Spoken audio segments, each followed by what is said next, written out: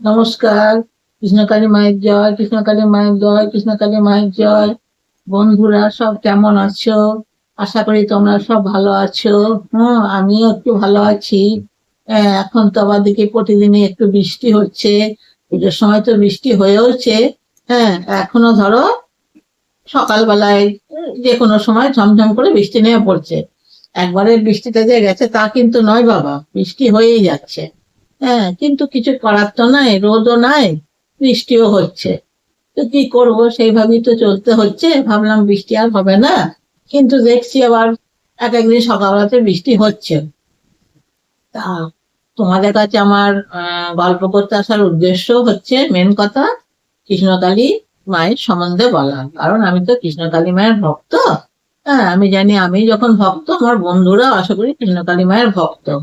এবার আমার বন্ধুরা তো সব জানতে পারে না বাবা, তাই আমি তোমাদেরকে গল্প করতে আসি। যে আমার বন্ধুদের একটু গল্প করি, যেহেতু আমি এই বর্ধমানটার ভেতরে থাকি। এবার হয়তো অনেকেও বর্ধমানের ভেতরে থাকো, অনেকে বাইরে থাকো, সবাই তো সবটা জানতে পারো না। ওই জন্য আমি তোমাদের কাছে একটু মায়ের সম্বন্ধে কথা বলি। এবার কৃষ্ণকালী মায়ের তো যথেষ্ট মহিমা আছে। হ্যাঁ, খুব জাগ্রত মা।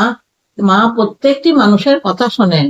হ্যাঁ, যে যেমন মানে মায়ের কাছে প্রার্থনা করে, মা ঠিক শোনে। আবার ধরো আমি এই জন্য প্রার্থনা করলাম যে এইটা আমার দরকার, হয়তো ওইটা হলো না, কিন্তু অন্য অন্য দিক দিয়ে অন্য একটা উপকার হয়ে গেল। উপকার অবশ্যই হয়, বুঝতে পেরেছো বন্ধুরা? উপকার হয়, কিন্তু একটু দেরি। কোনোটা কারো একটু তাড়াতাড়ি হয়, কারো একটু দেরিতে হয়। ধরো সবার যে সঙ্গে সঙ্গে হবে তা তো নয়। হ্যাঁ, তোমার ওষুধ খেলে কি সঙ্গে সঙ্গে রোগ সারে? ওষুধ খেলে সঙ্গে সঙ্গে রোগ সারে না। তেমনি এটাও সঙ্গে সঙ্গে হয় না, এবার সবকিছু ধীরে সুস্থে হবে। তা বুঝতে পেরেছো বন্ধুরা? কারণ আমি আরো জোর গলায় কেন বলি জানো তো? এবার যেহেতু আমার নিজের দিক দিয়ে আমি কিছু কিছু আমার উপকার পেয়েছি। হ্যাঁ, আশা করি মা আমার সব উপকার করবেন। হ্যাঁ, পূর্ণ করবেন। কিন্তু সেটা তো সঙ্গে সঙ্গে বললে সঙ্গে সঙ্গে হবে না, দেখি আস্তে আস্তে অবশ্যই হবে। আমার সেই আশা মানে মনের মধ্যে 100% আছে। বুঝতে পেরেছো বন্ধুরা? তাই ওই জন্য আমার বন্ধুদেরকে বলি যে আমার যদি উপকার হয় নিশ্চয়ই বন্ধুদেরও হবে। হুম।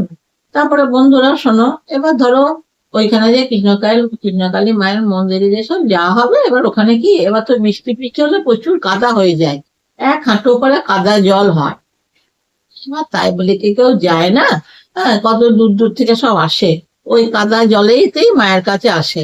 হ্যাঁ, কেন আসে? তাদের উপকার হয় বলেই তো। উপকার না হলে কি মানুষ এমনি এমনি আসবে? বলো না, ট্রেনে করে বাসে করে ওই কাদা জলেতে সব আসে। হ্যাঁ, উপকার নিশ্চয়ই হচ্ছে।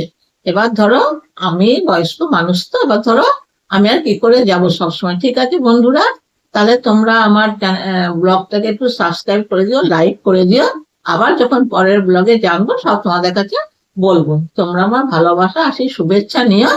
ঠিক আছে, রাখছি। কৃষ্ণকালী মায়ের জয়, কৃষ্ণকালী মায়ের জয়, কৃষ্ণকালী মায়ের জয়।